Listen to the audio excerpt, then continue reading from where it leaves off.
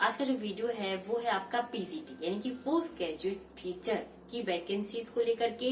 अगर आप PGT teacher बनना चाहते हैं सेंट्रल स्कूल, जिसे सेंट्रल स्कूल भी कहा जाता है कि केंद्रीय विद्यालय में, तो क्या क्या एलिजिबिलिटी आप रखेंगे, ठीक है, क्या क्या मांगा जाता है वो सब देख लेते हैं। ठीक है, तो देखिए, अगर आप केबीएस में पीजीटी यानी कि पोस्ट ग्रेजुएट टीचर बनना चाहते हैं तो एलिजिबिलिटी में सबसे पहले पोस्ट ग्रेजुएट डिग्री होनी चाहिए। कंसर्न सब्जेक्ट मतलब जो सब्जेक्ट में आप अप्लाई करना चाहते हैं उस सब्जेक्ट की डिग्री आपके पास होनी चाहिए। परसेंटेज 50%, ठीक है, यहाँ पर 50% है अगर आपके पास, चाहे आपने एमए किया हो या फिर आपने एमएससी किया हो, एमकॉम किया हो, ठीक है, कोई भी आपने डिग्री ली हो, एमसीए किया हो। वाई बिकॉज पीजीटी में यहाँ पर आपका कंप्यूटर साइंस के लिए भी वैकेंसी निकाली जाती है। तो जो भी सब्जेक्ट में आप अप्लाई करेंगे वहां पर आपका पोस्ट ग्रेजुएट डिग्री होनी चाहिए। परसेंटेज 50% यहाँ पर आपके होने ही चाहिए। बाकी डिपेंड करता है कि जो अदर कास्ट है एससी एसटी के लिए क्या रखा है, लेकिन अभी 50% आपको कंपलसरी होंगे। अब बात कर लेते हैं कि पोस्ट ग्रेजुएट डिग्री के बाद सेकंड जो आपकी इंपॉर्टेंट होना चाहिए वो है आपका बीएड। ठीक है, यहाँ पर सिर्फ बीएड की ही डिग्री चलेगी। ठीक है, तो बीएड आपका होना चाहिए। तो जो बीएड है, जो इसके पहले होता था वो 1 ईयर का होता था, लेकिन एट द प्रेजेंट टाइम अभी जो बीएड है वो 2 ईयर का होने लगा, मतलब 4 सेमेस्टर यहाँ पर आ चुके हैं। तो वो डिग्री यहाँ पर आपकी लगेगी, यानी कि बीएड आपका होना चाहिए। अब बात कर लेते हैं कि बीएड के बाद क्या क्या यहाँ पर सीटेट जरूरी होता है। तो देखिए, पीजीटी के लिए सीटेट नहीं मांगा जाता है। ठीक है, तो जो सीटेट है वो ओनली फॉर पीआरटी और टीजीटी, जो कि पेपर फर्स्ट और सेकंड होता है।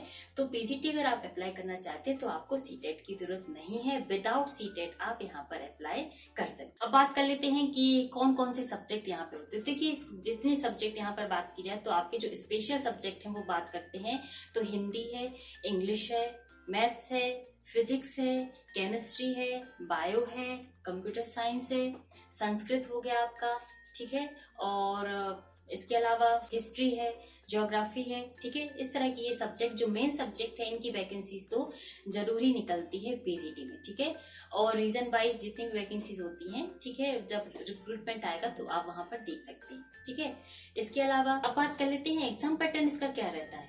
ठीक है, तो देखिए, जो पीजीटी है केबीएस का जो एग्जाम होता है उसका जो एग्जाम पैटर्न है, उस एग्जाम पैटर्न में देखिए, सबसे पहले आपको जनरल इंग्लिश आएगा, इसकी बात करें तो जनरल हिंदी आएगा, फिर बात करें तो गवर्नमेंट यानी कि करंट अफेयर्स या फिर जनरल नॉलेज से रिलेटेड कुछ क्वेश्चंस आएंगे, यानी कि वो भी आपका पोर्शन यहाँ पर रहेगा। इसके अलावा बात करें तो यहाँ पर आपको रीजनिंग एबिलिटी भी आएगी। इसके अलावा पेडागोजी भी पूछी जाएगी। पेडागोजी में हो सकता है बच्चों से रिलेटेड कुछ क्वेश्चंस होते हैं, मतलब आपकी समझ को यहाँ पर देखा जाता है पेडागोजी में। ठीक है, इसके अलावा जो इम्पोर्टेंट रहता है वो है आपका सब्जेक्ट रिलेटेड टॉपिक। तो यहाँ पर सब्जेक्ट रिलेटेड आप कह सकते हैं 80 नंबर का अकेला आ जाता है। 80 नंबर का यहाँ पर अकेला आपका सब्जेक्ट से रिलेटेड क्वेश्चन आएंगे। ठीक है, तो आपका reasoning, English, Hindi, general awareness, pedagogy तो आएगा, साथ में आपका सब्जेक्ट रिलेटेड क्वेश्चन भी आते हैं 80 नंबर के। और जो आपका बात की जाए जो पेपर रहता है वो रहता है 150 मार्क्स का। ठीक है, 150 मार्क्स का पेपर हो गया। और जो इंटरव्यू के लिए समथिंग 60 मार्क्स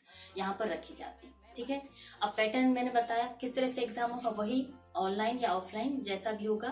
ठीक है, वैसे तो अभी ऑफलाइन ही होता है। तो उसके बाद सेकंड जो आपका टर्म आता है वो आता है इंटरव्यू का। तो इंटरव्यू के लिए उन्हीं लोगों को बुलाया जाता है जो कट ऑफ के अंदर आते हैं, मतलब एक कट ऑफ निकाला जाता है और उस कट ऑफ के बेस पर कैंडिडेट्स को इंटरव्यू के लिए बुलाया जाता है। ठीक है, इंटरव्यू के जो नंबर होते हैं और जो आपके एग्जाम के नंबर होते हैं उनका जो टोटल होता है उस बेस पर आपका रिजल्ट तैयार होता है और फिर उसके बाद में आपको ज्वाइनिंग दी जाती है। अब बात कर लेते हैं पीजीटी की सैलरी क्या होती होगी। पीजीटी है, ठीक है, तो सैलरी भी शायद पता होनी ही चाहिए। तो देखिए, इसकी जो सैलरी है आप याद रखिए 70,000 तक पहुंच जाती है, यानी कि 70,000 के ऊपर ही आपको यहाँ पर सैलरी मिलेगी। और ये डिपेंड करेगा कि आप किस सिटी में है। अगर आप बिग सिटी में है, मतलब महानगरों में है, तो हो सकता है सैलरी चेंजेस होगी। अगर आप स्मॉल टाउन में है तो वहां पर सैलरी थोड़ी बहुत अंतर देखा जा सकता है। बाकी 70,000 तक तो इसकी सैलरी जरूर रहती है। टोटल अलाउंसेस दिए जाते हैं आपको, ट्रेवल अलाउंस दिया जाता है, एचआरए मतलब जहां पर भी आप रह रहे हैं, ठहर रहे हैं, उसका अलाउंसेस दिया जाता है, डीए आपको मिलता है। ठीक है, वाई बिकॉज सेंट्रल गवर्नमेंट की ये जॉब है।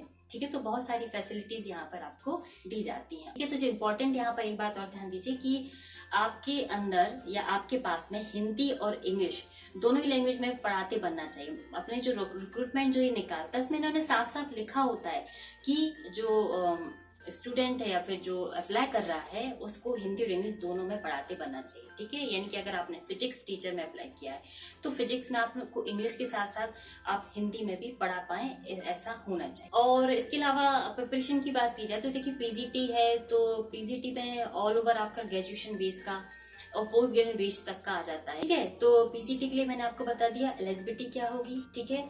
और यहाँ पर बात की जाए तो एज समथिंग जो गर्ल्स होती हैं उनके लिए 10 ईयर्स यहाँ पर एज रिलैक्सेशन दिया जाता है, ठीक है। एज रिलैक्सेशन यहाँ पर 10 ईयर का दिया जाता है गर्ल्स की कैटेगरी में, ठीक है।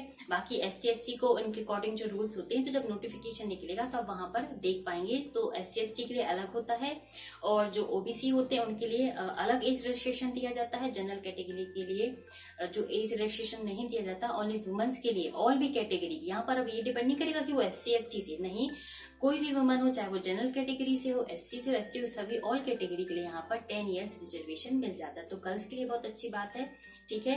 तो और जो एक्स सर्विसमैन है, मतलब जो KBS में ही जॉब कर रहे हैं, मान के चलिए वो TGT में कर रहे हो, चाहते कि मैं PGT में जाऊं, तो वैसे तो प्रमोशन से भी जा सकते हैं, लेकिन फिर भी कोई लोग चाहते कि नहीं मैं PGT में अप्लाई करना चाहता हूँ, तो उनके लिए यहाँ पर नो एज, ठीक है, मतलब कोई एज रिस्ट्रिक्शन नहीं है।